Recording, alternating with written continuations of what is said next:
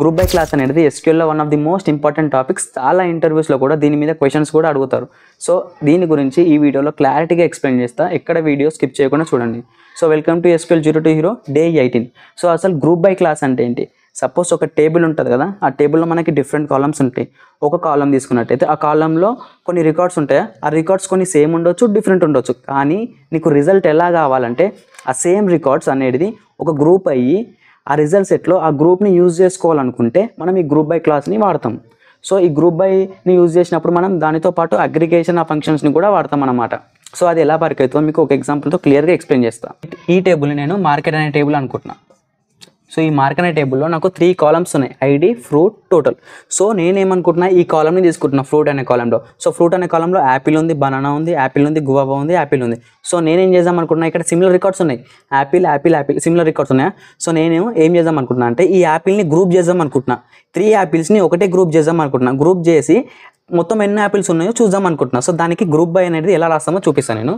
ఇప్పుడు select fruit name కావాలి, దాని క్వాంటిటీ ఎంత ఉందో కావాలి. So select fruit comma, so next total. So ఈ క్వాంటిటీ అనేది సింగిల్ యాపిల్ క్వాంటిటీ. ఈ యాపిల్ క్వాంటిటీ 10, ఈ యాపిల్ క్వాంటిటీ 15, ఈ యాపిల్ క్వాంటిటీ 5. సో దీన్ని మొత్తాన్ని సమ్ చేయాలంటే నేను అగ్రిగేషన్ ఫంక్షన్ని వాడతా. సో అగ్రిగేషన్ ఫంక్షన్ ఏంటి? సమ్ అనేది అగ్రిగేషన్ ఫంక్షన్.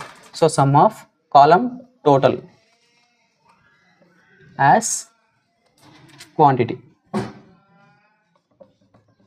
సో నేను సెలెక్ట్ ఫ్రూట్ ఇంకా ఆ ఫ్రూట్కి మొత్తం సమ్, ఆ టోటల్ సమ్ని ఏమనుకుంటున్నా, మొత్తం క్వాంటిటీ అనుకుంటున్నా. సో ఏ టేబుల్? ఫ్రమ్ మార్కెట్ అనే టేబుల్.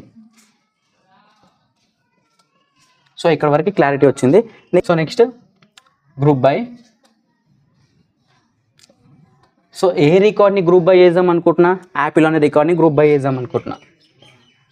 So apple. సో దీని రిజల్ట్ ఎలా ఉంటుందంటే, సో ఫస్ట్ ఏ కాలం రిట్రీవ్ అవుతుంది? ఫ్రూట్ అనే కాలం రిట్రీవ్ అవుతుంది. సో ఇక్కడ ఫ్రూట్ అని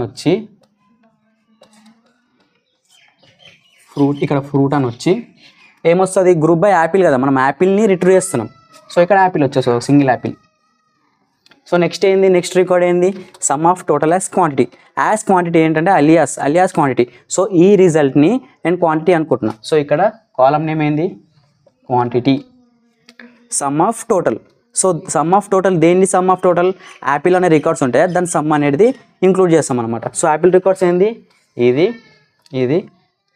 సో దీని సమ్ ఏంది? 10, 25, 30. సో 30 ఇలా.